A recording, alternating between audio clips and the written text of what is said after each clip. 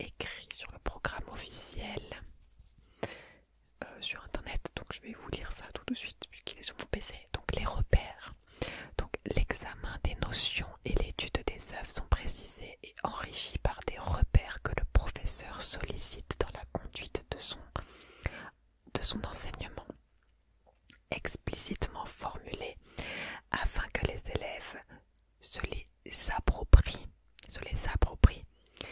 Les repères ne font en aucun cas l'objet d'un enseignement séparé, ni ne constituent des parties de cours.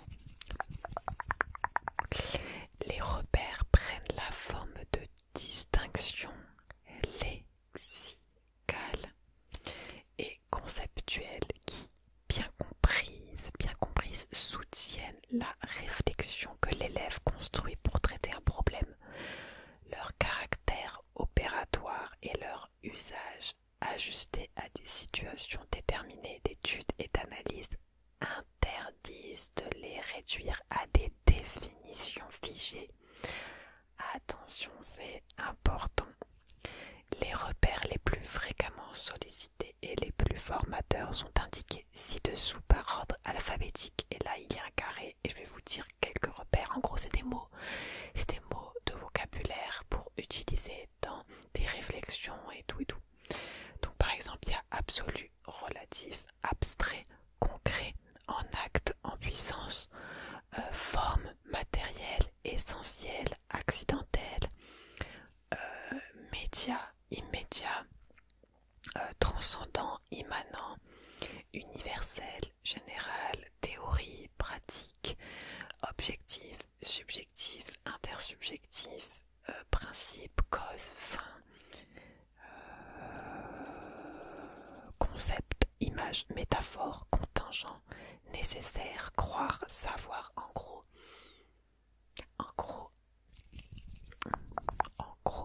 en philosophie, il y a tous les cours.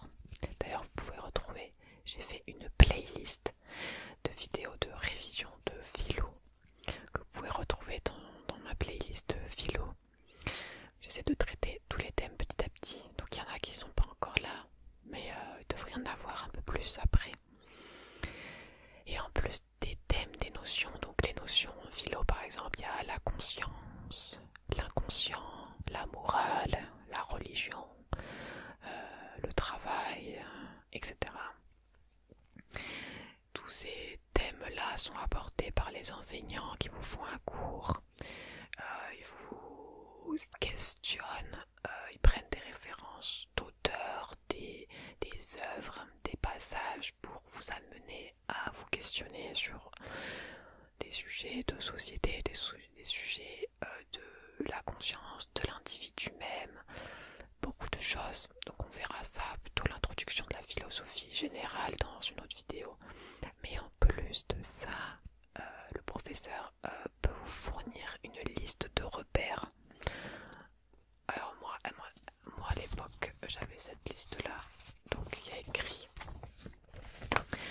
repères ou distinction conceptuelle, donc deux choses un peu différentes.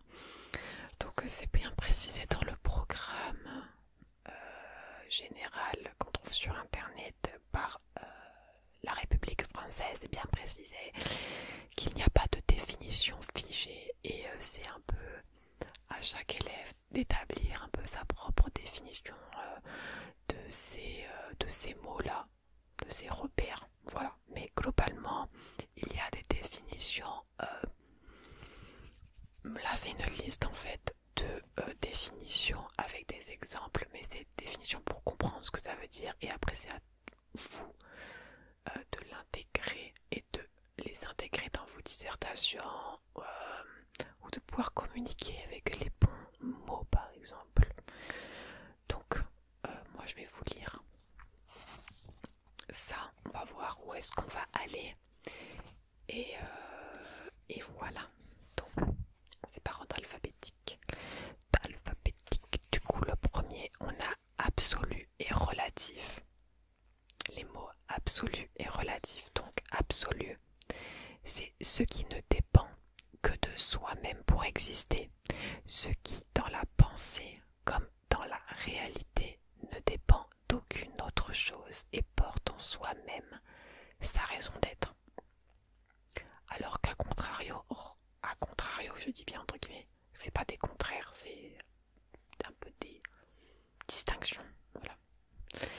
Alors que relatif, c'est ce qui dépend d'un autre terme en l'absence duquel ce dont il s'agit serait inintelligible, impossible ou incorrect. Oh, on comprend pas. Exemple. Dieu est absolu, il est sa propre raison d'être. Un pouvoir peut être absolu s'il ne dépend de rien au sens où il est sans partage et sans contrepoids. La créature est relative au créateur. Sans lui, elle n'existerait pas. Après, relatif, voilà. Par exemple, dans le langage courant, quand on dit tout est relatif, tout dépend un peu, par exemple, d'une histoire qui la raconte. Si quelqu'un la raconte, ce sera pas la même chose que si quelqu'un d'autre la raconte, en fonction du point de vue de la personne. Donc ça dépend du point de vue de la personne.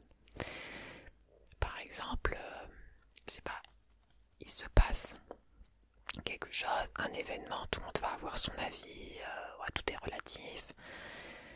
Mais l'événement même, le fait même, lui, il est absolu parce qu'il a été, c'était ça et rien d'autre.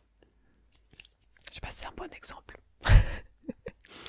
Ensuite, on a abstrait et concret. Abstrait et concret. Donc abstrait, l'abstraction est une opération de l'esprit qui consiste à séparer ce que nos sens présentent comme non séparés. Elles sont difficiles ces définitions, Alors que concret, l'objet concret et l'objet global, le tout. Une idée peut être concrète si elle considère une réalité dans sa globalité. Exemple, le rouge, la couleur rouge est une abstraction car une couleur ne se présente jamais seule à ma vue. Je vois une pomme rouge, une tomate rouge, mais jamais du rouge seul. En soi, c'est un exemple un peu. En fait, les exemples sont pas hyper évidents, mais oui, le rouge, la couleur rouge, c'est quoi en fait? On la voit jamais seule, c'est abstrait, alors que, une pomme rouge, là, c'est concret, c'est vrai, je le vois, c'est voilà. Ensuite, on a analyse et synthèse. Donc, l'analyse, c'est une opération de l'esprit qui consiste à décomposer un phénomène ou un concept en ses parties, en montrant comment elles s'enchaînent. Analyser, c'est expliquer. Analyser, c'est expliquer. Analyser, c'est expliquer. Synthèse, organisation dans un nouvel ensemble d'éléments jusque-là séparés ou associés différemment. La synthèse permet de comprendre. La synthèse permet de comprendre. La synthèse permet de comprendre. Donc dans votre dissertation, vous faites des analyses dans les parties, des analyses dans les conclusions ou dans les conclusions de fin de partie transition. Plus la conclusion, vous faites des synthèses, vous regroupez des choses de différentes parties pour pouvoir mieux comprendre votre analyse. Alors il y a un exemple. On va voir c'est quoi l'exemple. Et l'exemple, quand je vais... Attends, je reprends ma feuille correctement. Quand je lui fais faire une analyse de sang, le biologiste décompose mon sang en ses différents constituants. Donc il y a le plasma, les globules rouges, les globules blancs, etc. Expliquer un phénomène, c'est en chercher les causes. Par exemple, Durkheim explique le suicide en cherchant les faits sociaux qui conduisent à une conduite de suicide. Comprendre suppose au contraire une saisie globale des phénomènes, par exemple en saisissant le sens du suicide, enfin en tant qu'il est parcouru par une intention. Quand on va faire une analyse de sang, on décompose, on analyse les éléments et à la fin on fait une synthèse pour comprendre ce qui se passe. Mais sinon, on analyse pour expliquer et la synthèse, on comprend. C'était bien mon exemple quand même, avec l'exemple de la disserte. Ensuite, on a la cause et la fin. Fin, F-I-N. La cause et la fin. Donc la cause, c'est la notion de cause est liée à celle d'effet. La cause est ce qui entraîne de façon nécessaire un effet. Par exemple, l'attraction terrestre est cause du fait que chaque fois qu'un corps est lâché, il tombe vers le sol. L'attraction est la cause et la chute est l'effet. Donc là, c'est bien, il y avait directement un exemple. La fin, c'est le but. Chercher la fin, c'est se poser la question du pourquoi. Par exemple, pourquoi punit-on signifie quelle est la fin, quel est le but poursuivi lorsque l'on punit, quelle est la raison pour laquelle on punit. Donc on pourra répondre que c'est pour faire un exemple ou pour rétablir le droit. On aura alors dégagé la fin de la punition. Donc là, il y a un autre exemple, ça c'est un peu détaillé. On va passer parce que j'ai pas envie de vous perdre. Alors, ensuite on a contingent, nécessaire, possible. Contingent, nécessaire, possible. Donc contingent, c'est ce qui pourrait ne pas être. Ce qui pourrait ne pas être. Ce qui pourrait ne pas être. Nécessaire, c'est ce qui ne peut pas ne pas être. Ce qui ne peut pas ne pas être. Ce qui ne peut pas ne pas être. Et possible, c'est ce qui peut être. C'est-à-dire qui n'est ni nécessaire ni impossible. Le réel est un cas particulier du possible. Donc l'impossible est ce qui ne peut être, soit parce qu'il est irréalisable, soit parce qu'il est contradictoire avec les lois de la nature. J'ai mis des paillettes, vous avez vu, ça se voit pas du tout. C'est pas grave. Alors, exemple. Il est possible que j'aille au cinéma demain. Donc ce n'est pas contradictoire. Mais il est contingent que j'y aille effectivement, puisque je peux libérément décider de ne pas y aller. Tel est le cas, tout au moins si existe le libre arbitre, car s'il n'existe pas, alors je peux penser que le fait d'aller au cinéma est une conséquence nécessaire de l'état actuel du monde et de ce que je suis. Ah oui, ma prof de philo, elle était... Ah. Non mais je pense que vous avez compris. Si on prend des exemples plus faciles. Contingent, ce qui pourrait ne pas être. Par exemple, ben là, sur l'exemple, c'est bien expliqué. Je t'ai vomi dans le pied. Ça, c'est des coupures dans la vidéo. C'est parce que j'ai vomi dans le pied. Par exemple, j'ai décidé d'aller au cinéma demain.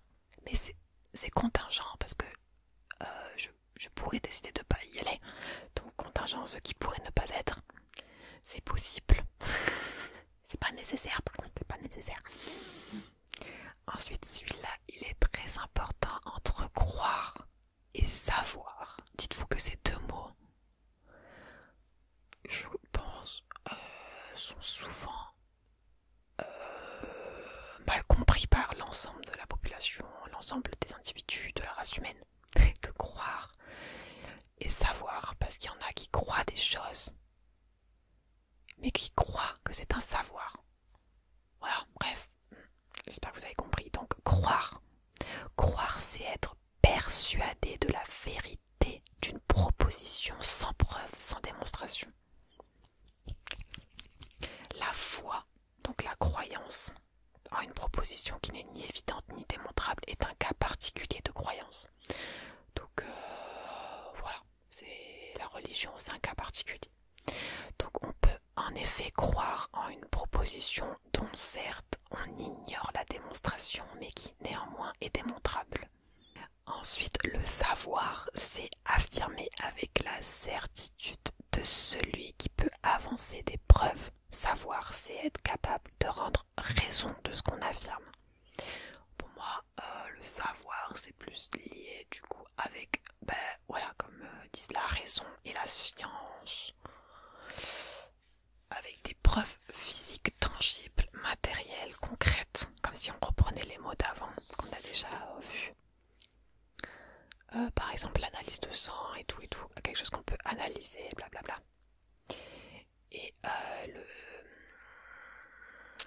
Et croire, c'est être persuadé de la vérité d'une proposition sans preuve et sans démonstration. Ensuite, il y a essentiel et accidentel. Donc l'essentiel, c'est ce qui révèle de l'essence, c'est-à-dire de la définition. Appartient à l'essence d'une chose, ce qui ne peut être ôté d'une chose sans faire disparaître en elle-même la chose. Et accidentel, c'est, on appelle accidentel toute qualité fortuite d'un objet qu'on pourrait lui retirer sans le modifier fondamentalement. Exemple, il fait partie de l'essence de l'homme d'être bipède. Bipède, ça veut dire qu'on a deux jambes. D'être bipède ou d'être doué de raison. En revanche, avoir les yeux bleus est un accident. Bon là c'est point de vue philosophique et machin, parce que point de vue biologique, c'est pas des accidents, d'accord. Bon, en gros, essentiel, c'est ce qui est l'essence de quelque chose. Voilà, comme il dit, on est des humains, on est bipèdes et on est doté de raison, sauf que voilà, bon, moi je pense pas que tout le monde est doué de raison, mais bon, ça c'est un débat, c'est un autre débat, c'est autre chose. Et voilà, en revanche, les caractéristiques, c'est accidentel selon les repères de philosophie, d'accord. Ok. Après, il y a en fait et en droit. Donc pas en fait, non. Non, on se drogue pas ici. C'est en E-N plus loin, fait, F-A-I-T. Ok, en fait. Et en droit, ok.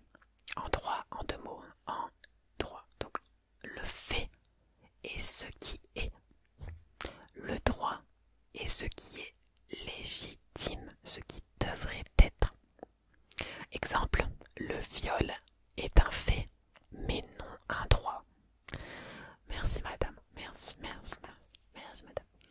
Le viol est un fait, c'est quelque chose qui arrive, c'est un fait, c'est quelque chose de réel, mais non un droit. Voilà.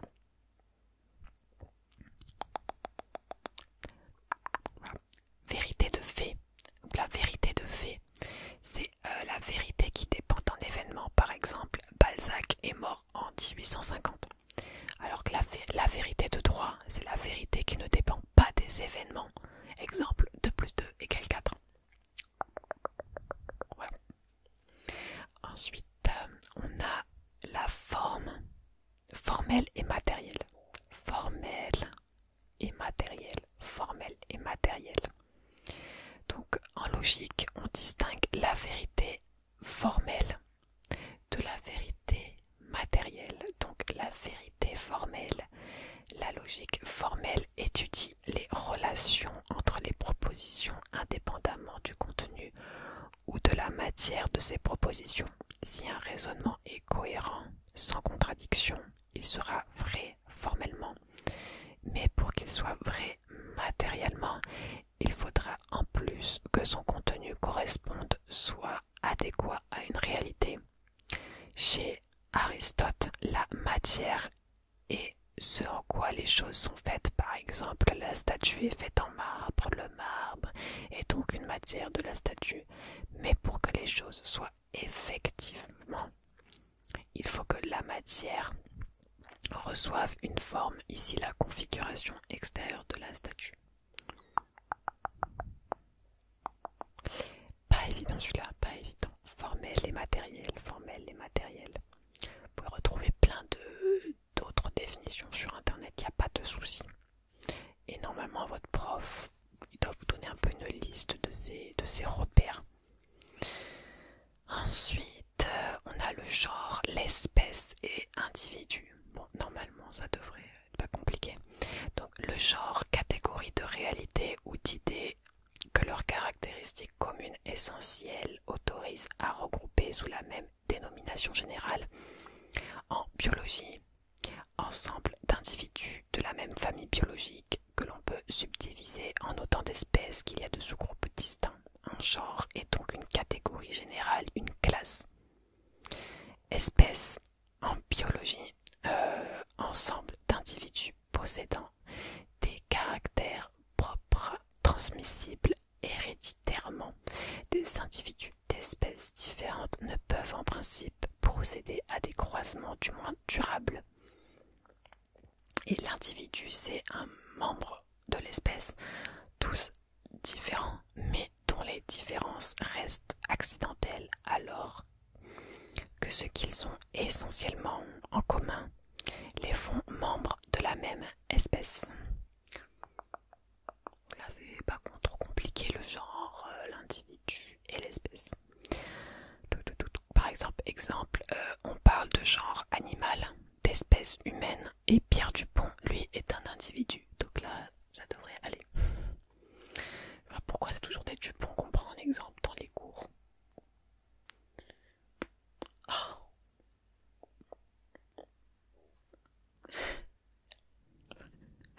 Alors, ensuite on a idéal et réel. Idéal et réel. Idéal, c'est ce qui n'existe qu'à titre d'idée, que dans et par la pensée, alors que le réel, c'est ce qui est par opposition à l'apparence. Alors, mais exister à titre d'idée et d'une certaine façon être. Il est d'autres façons d'être que matériellement. Exemple, un nombre est une réalité puisque hors de l'idée, dans l'expérience, on ne rencontre pas les nombres. Dans un sens plus proche du langage courant que du langage philosophique, on pourra aussi dire que le réel, c'est ce qui est, et l'idéal, ce qui doit être la perfection inaccessible. En l'idéal, tout le monde a des idéaux dans sa tête, c'est des choses que voilà, on aimerait, on se représente par la pensée. L'idéal serait voilà, un bon gros gâteau énorme à mon anniversaire. Le réel, c'est ce qui sera. Un peu nul cet exemple, mais voilà, normalement idéal et réel, c'est pas très compliqué.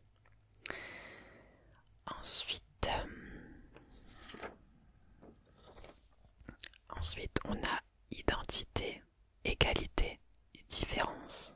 Identité, égalité et différence. Donc si le contraire de l'identité est la différence, le contraire de l'égalité est l'inégalité. On voit donc qu'égalité et identité ne sont en aucun cas synonymes. L'identité suppose d'être indiscernable, de n'être différent en rien.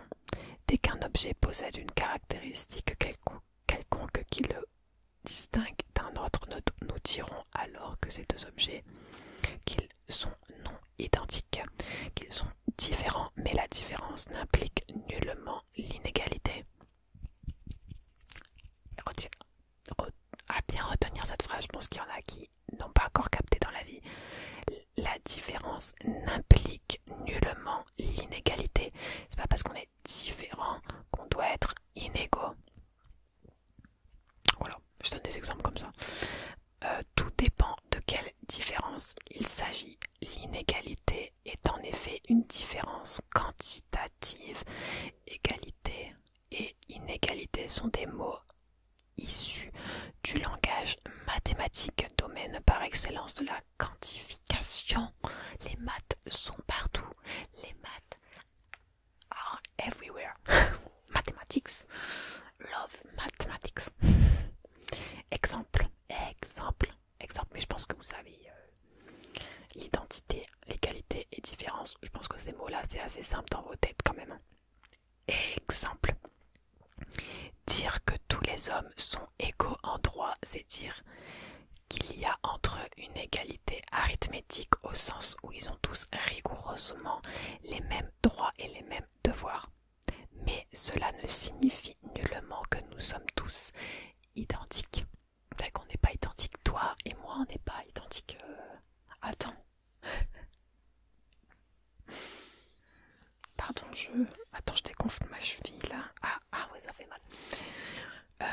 Les hommes sont différents par la force. Pardon. Il y en a MDR. Par la force, le talent, l'état, femme, homme, enfant, etc. La différence incontestable, par exemple, entre l'homme et la femme ne doit pas conduire à une inégalité des droits. Oh. Ah bon. Je répète cette phrase pour que vous puissiez l'intégrer dans votre sommeil le plus profond. La différence incontestable entre l'homme et la femme ne doit pas conduire à une inégalité des droits. Répète après moi. Voilà. Yes. Ensuite, intuitif. On a les mots intuitif et discursif. Discursif. Intuitif. Je pense que tu sais. Discursif. What the fuck. Intuitif. L'intuition est un mode de connaissance immédiate. Et donc intuitif, ce qui se donne directement à la conscience. On parlera d'intuition sensible ou d'intuition intellectuelle ou rationnelle. Le corrido cartésien, par exemple, relève de l'intuition rationnelle. Il est nullement l'aboutissement d'une démonstration, mais se révèle au contraire comme une évidence indubitable. Alors que discursif, déjà ce mot est dur, discursif, qui relève du discours. Discursif, discours, qui relève du discours, c'est-à-dire de la parole rationnelle et cohérente. Le processus discursif requiert la médiation d'un processus logique, d'un raisonnement. Le discours apparaît comme une suite de jugements présents dans un ordre méthodique. Donc, discursif, c'est quelque chose de rationnel et cohérent par un discours qui a besoin d'un raisonnement, d'une connaissance qui a besoin d'un raisonnement. On a fait toute une étude, on fait un raisonnement, une analyse sociale sur des individus pour leur poser la question, je sais pas, est-ce que TikTok est-il mauvais pour la santé mentale? On fait une étude, on va faire un raisonnement et on va dire des choses et on aura des connaissances chiffrées, blablabla. Alors que intuitif, c'est l'intuition, c'est te dire dans une situation, waouh, t'as l'intuition, c'est une sorte de un peu un pouvoir de l'esprit. Des fois l'intuition c'est très puissant. C'est une connaissance directe que t'as ton cerveau et qui est majoritairement vrai dans je sais pas combien de pourcentage. Par exemple l'intuition, cette intuition, je vais dire un exemple bateau mais que plein de gens ont déjà eu cette intuition, que tu te dis ah ouais, mon conjoint, mon partenaire, il me cache un truc, ah c'est plus fort que toi, tu le sais, tu le sais mais tu te l'expliques pas, tu le sais parce que tu le sens, tu le ressens, voilà. Ensuite on a légal et légitime. Donc légal, c'est ce qui est conforme au droit positif, c'est-à-dire au droit établi dans un état. Légal, c'est légal. La légalité, ce sont les lois, les codes, tels qu'on les enseigne dans les facultés de droit. Le droit positif n'a rien d'universel et la légalité varie d'un état à l'autre. Et oui, la légalité, c'est un peu relatif, hein, utilisons tous les mots. La légalité, c'est relatif en fonction des pays, d'accord? On n'a pas les mêmes lois en France que aux États-Unis, que en Afrique. En Afrique, c'est pas un pays, mais voilà, vous avez compris. Voilà, même en Europe, il y a des lois que c'est pas les mêmes. Voilà. Légitime. Légitime, c'est ce qui est conforme au droit idéal, ce qui doit être pour que la la justice soit respectée. Donc, exemple, dans un état despotique, la torture peut être légale, c'est-à-dire autorisée par la loi. Cela ne la rend pas légitime, c'est-à-dire juste. Parce que légitime est lié à ce mot juste et donc à ce mot de justice. Enfin, plus juste, légitime, juste.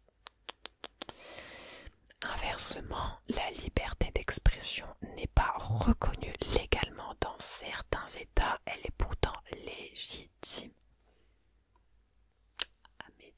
À méditer, et ça, mais vous vous rendez pas compte comment tout est lié au monde, tout est lié à tout, et tout est lié à l'humain, à la politique, tout ça. Bon bref,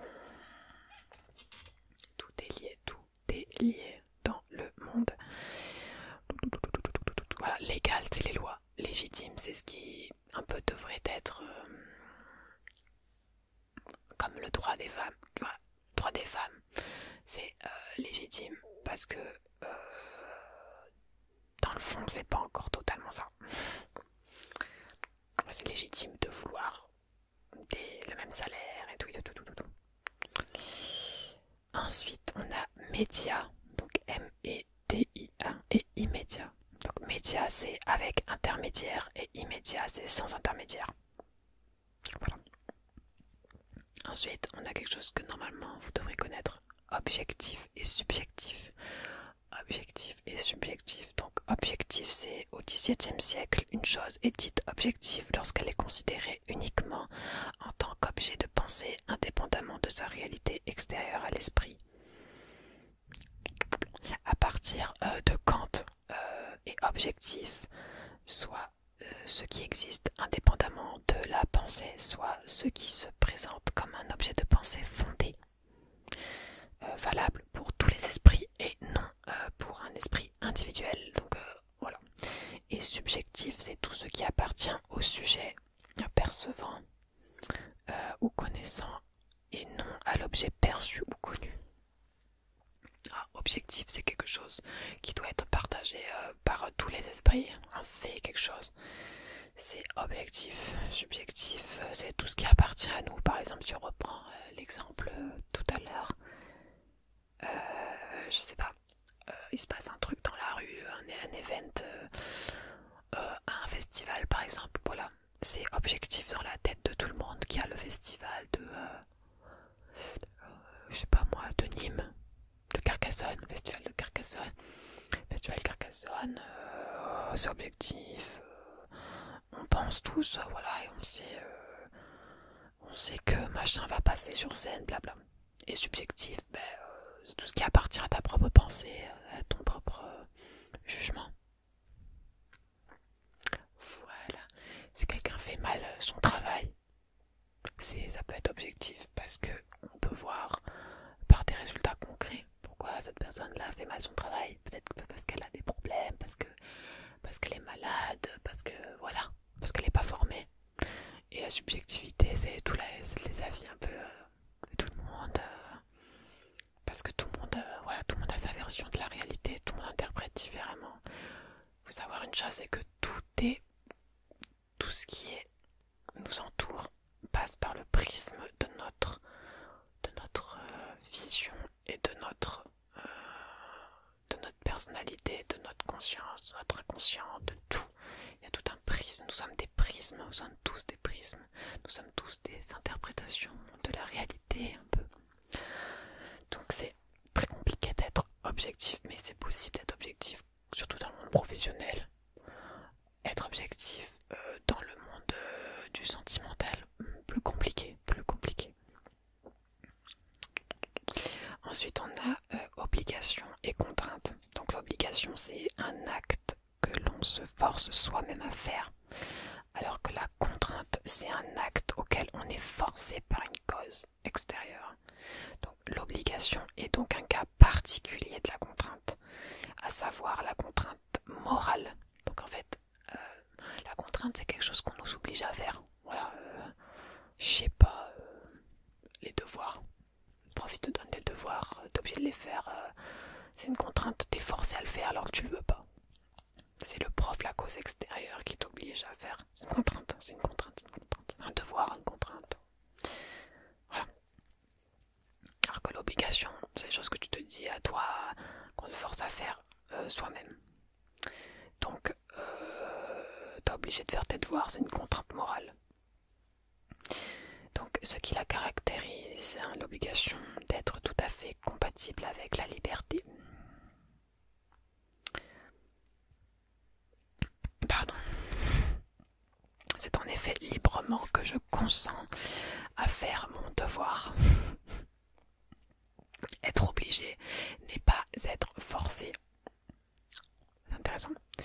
La distinction obligation-contrainte nous montre que parmi les différentes formes de contraintes existent des contraintes libératrices, dans la mesure où accomplir mon devoir, c'est en quelque sorte me libérer de mes pulsions premières qui me poussent par exemple à la paresse ou à l'amusement. Par exemple, moi, là actuellement, je m'oblige, je me fous une contrainte morale à moi-même. Je prends des exemples. Je m'oblige à aller faire du sport parce que je sais que ça va être bon pour moi et tout, nanana. Et du coup, c'est quelque chose de bien libérateur dans la mesure où nanana, blablabla. Alors que les contraintes, si on me contraignait, je sais pas, il y aurait plein d'exemples, mais voilà. Ce serait pas la même chose. Ça atteindrait la liberté. Ensuite, on a origine et fondement. Cette vidéo va être longue. Et donc origine et fondement, on a bientôt fini. Donc origine, c'est le commencement de fait d'un processus, donc cause. Et le fondement, c'est le commencement de droit, un point de départ logique. Ce sur quoi repose en droit une réalité, une connaissance, fondement et synonyme de principe. Ensuite, on a persuader et convaincre. Persuader et convaincre, c'est très... J'aime bien ces deux mots. Persuader et convaincre. Dans les deux cas, il s'agit d'obtenir l'accord de l'autre. Donc persuader, c'est faire appel aux émotions. C'est très important. Persuader. Et là, c'est très important cette distinction entre ces deux mots pour vos dissertations. Donc, persuader, c'est faire appel aux émotions, à l'affectivité de l'autre.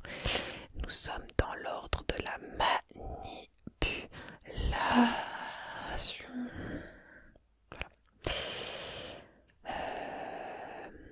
Et donc, persuader, c'est aussi s'adapter, adapter son discours à la nature de ton interlocuteur. Alors que convaincre, c'est faire appel à la raison d'autrui, donner des preuves, lui démontrer la vérité d'une proposition.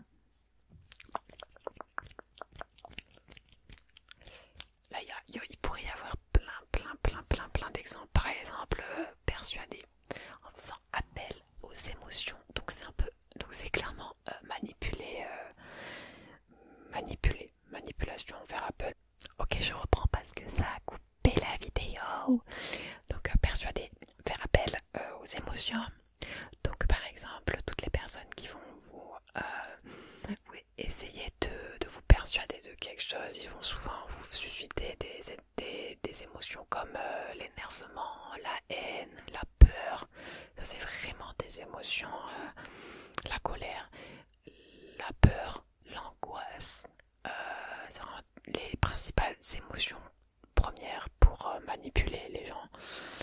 Le chantage aussi, le chantage un peu affectif dans les couples, c'est de la persuasion aussi, la culpabilité, jouer sur la culpabilité de quelqu'un aussi, voilà.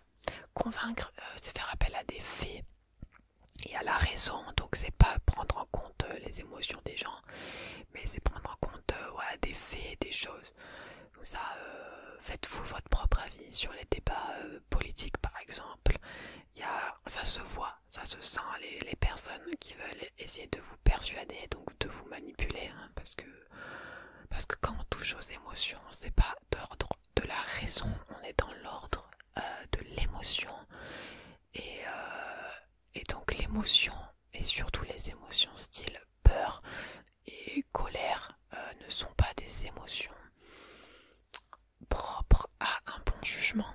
Donc voilà, il faut que ce soit, par exemple, un programme politique, par exemple, il faut que ce soit des choses qui se basent sur par exemple, des chiffres, des faits, tout machin.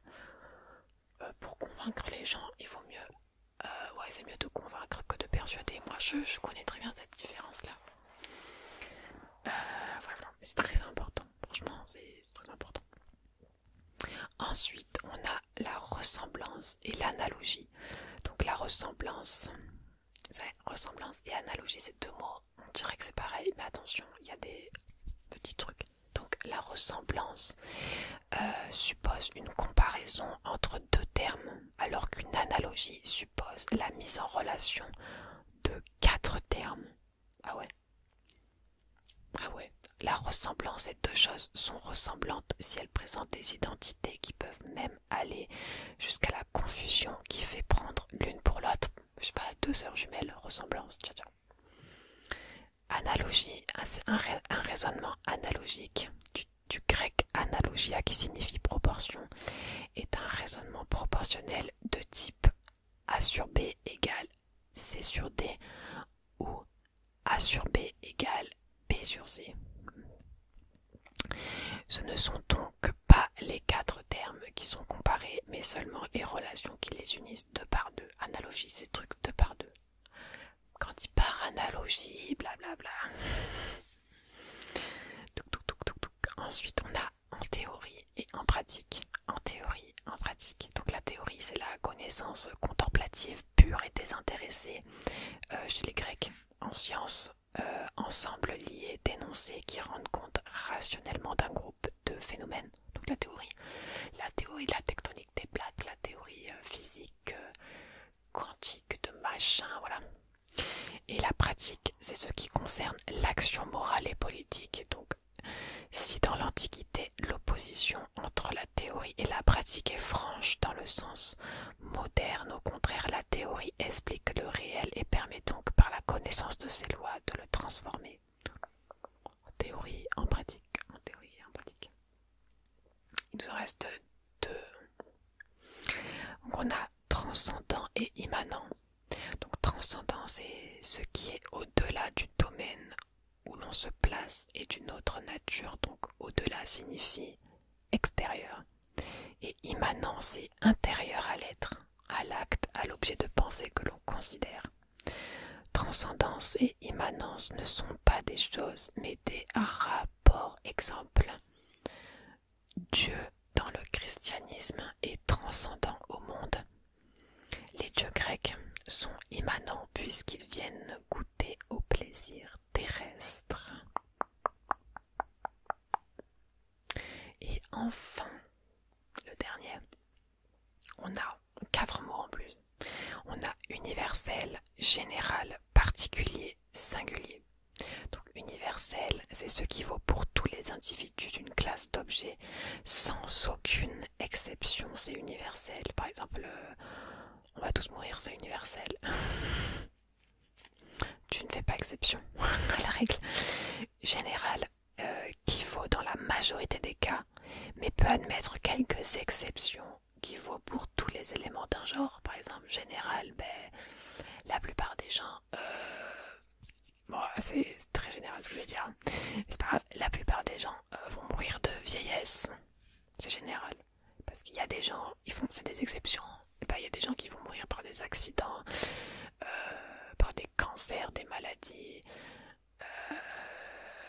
par manque de nourriture ou d'hydratation. Voilà. Dans le cas général, on espère dans notre société que la majorité des gens décèdent de manière naturelle de vieillesse. Après, on a particulier. Particulier, c'est qui vaut pour quelques cas. Un cas particulier, voilà, cette personne-là, elle est décédée à cause d'une maladie très très rare. C'est un cas particulier. Et après, singulier, qui vaut pour un seul cas. Alors là, par exemple, je sais pas, j'ai plus d'exemples là. Sur le même exemple, cette personne-là, elle est décédée parce que elle était en train de surfer sur une vague volcanique avec un piranha sur la tête, en jogging et baggy kaki, avec un gobelet Starbucks de l'année 1983, avec dedans un vieux iced tea pêche pétillant, et elle s'est pris un tronc d'arbre. Voilà, ça c'est singulier, c'est le seul cas qui existera. Je suis allée loin dans l'exemple. Mais là il y a un exemple, d'accord? Prenons l'exemple. Exemple. Tous les hommes sont mortels est une proportion universelle. Les lois d'un État sont générales. Elles ne valent pas pour d'autres États. Dire que quelques hommes sont chauves, c'est énoncer une proposition particulière. Enfin, si j'affirme que Flaubert a écrit Madame Bovary, j'énonce une proposition singulière puisqu'elle ne vaut que pour Flaubert. Oui, c'était plus facile, hein, franchement. Trop facile cet exemple. Et voilà, nous avons fini, je pense, la globalité des repères importants, dont je trouve qu'il y en a quelques-uns, on s'en fout un petit peu, on les utilise un peu jamais, mais il y a des choses qu'on utilise assez souvent, je trouve, et même dans la vie de tous les jours. Que ce soit l'objectivité, la subjectivité, l'absolu, le relatif, le concret, l'abstrait, l'intuitif, le légal, le légitime, le fait, le droit, l'individu, le réel, persuader ou convaincre. Il y a plein de choses qu'on utilise déjà au quotidien. C'est important de bien intégrer ces repères-là un peu dans vos têtes pour après avoir plus une réflexion sur chacun des thèmes que vous allez aborder dans l'année, pour pouvoir mettre un peu ces questionnements sur ces repères-là. Par exemple, vous allez étudier, je sais pas, la religion, l'État, la politique, et se dire, ouais, est-ce que ça c'est un droit, est-ce que c'est légitime, est-ce que c'est légal. Voilà, ces repères, ils sont importants. Et même là c'était une liste que moi j'avais eue, mais il y en a d'autres, je suis sûre qu'il y en a d'autres. Et c'est sûr qu'il y en a d'autres qui permettent d'étouffer et de poser des questions sur sur l'ensemble un peu des thèmes abordés dans l'année. Mais c'est pas des cours en soi. Et comme on a dit, là c'est des définitions que je sais pas, c'était ma prof, donc peut-être qu'elle les a pris quelque part, peut-être qu'elle les a écrites elle-même, peut-être que c'est inspiré de définitions qu'elle avait sur le moment, mais je suis sûre que sur internet, dans d'autres trucs, vous avez d'autres définitions, d'autres exemples, peut-être plus simples, parce que là je vous avoue qu'il y en a, c'était pas très. Enfin, il y en a, moi je comprends, mais peut-être que comme je lis vite et tout, c'était pas très compréhensible de tout comprendre. Je parle trop vite, je me fatigue. Mais voilà, je suis sur les exemples, j'essaie de vous faire des exemples des fois plus compréhensifs. Voilà, en tout cas, j'espère que ça vous aura plu. J'espère faire une vidéo d'introduction pour la rentrée, enfin pour ou même peut-être pas pour la rentrée, mais en tout cas une introduction à la philosophie que j'avais fait aussi